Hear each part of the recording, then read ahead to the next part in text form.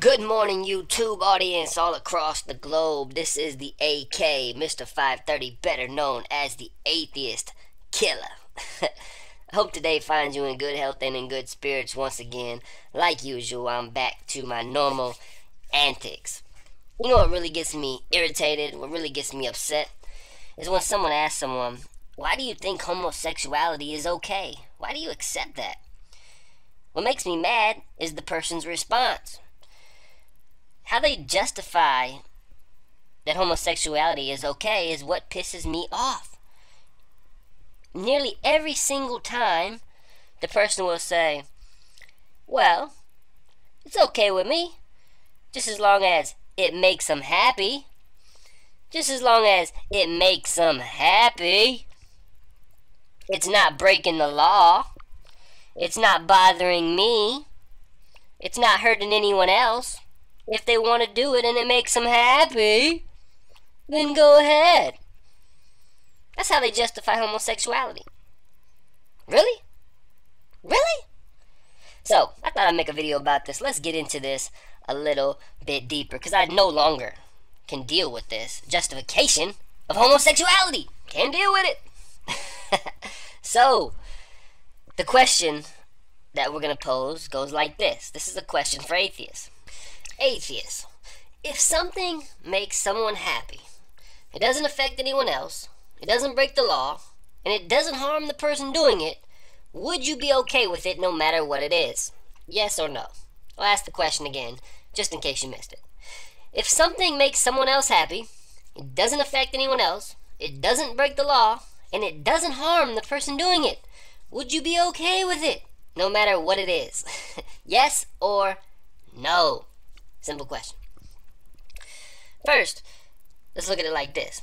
If your answer is yes, then you have to say that your mother going to Russia and engaging in bestiality is okay. Or something like torturing, raping, and murdering little children in a fantasy is okay. Along with many other horrendous things. Let's look at each example individually for a moment if we could, before you get too riled up.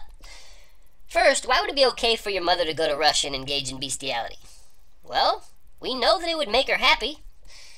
It wouldn't affect anyone else because she would do it in the privacy of her own vacation home and no one else would ever know that she was doing it.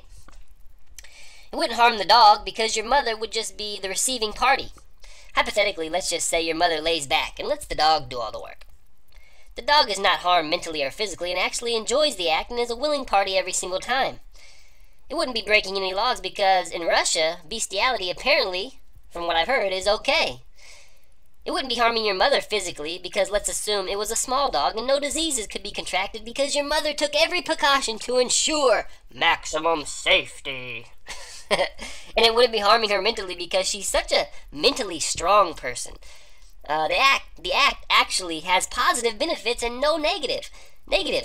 It makes her feel more alive, more invigorated, more sociable, happier, and less stressed. There is absolutely no effects on her emotionally. She's the happiest she's ever been and seems to be thriving, strong, and alert. So let us now look at example number 2, fantasizing about raping, torturing, and murdering little children. It's not harming anyone because the individual never acts on his fantasies. It's not breaking any laws to sit in the privacy of your own home and have these visualizations. And the key is that it makes the individual that's having the fantasies completely happy. And it's not harming the individual in any way. Let's just hypothetically say it's a form of meditation that he finds very healing and relaxing.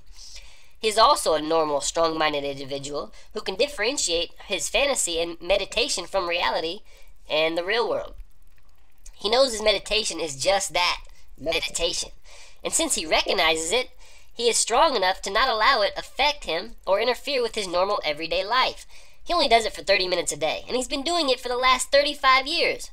No negatives, all benefits. And it makes him happy. So these are just 2 examples. Certainly there are many, many, many more. Actually, I would like to encourage my viewers to help me think of any more so I can post them on the website.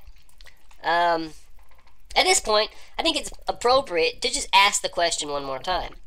Atheists, if something makes someone else happy, if it doesn't affect anyone else, and it doesn't break the law, and it doesn't harm the person doing it, would you be okay with it? By now you're probably thinking, I guess answering yes might not be such a good idea. So maybe I'll change my answer to no. If your answer is no, then I will again ask you why you feel homosexuality is an acceptable and justifiable action, as you can no longer reply with the standardized answer of if it makes him happy, doesn't break the law, doesn't harm anyone else, etc., because we have just shown 2 examples where that would not be the case. So again, if your answer to the question is no, then give me a new answer or a new reason why you think homosexuality is okay.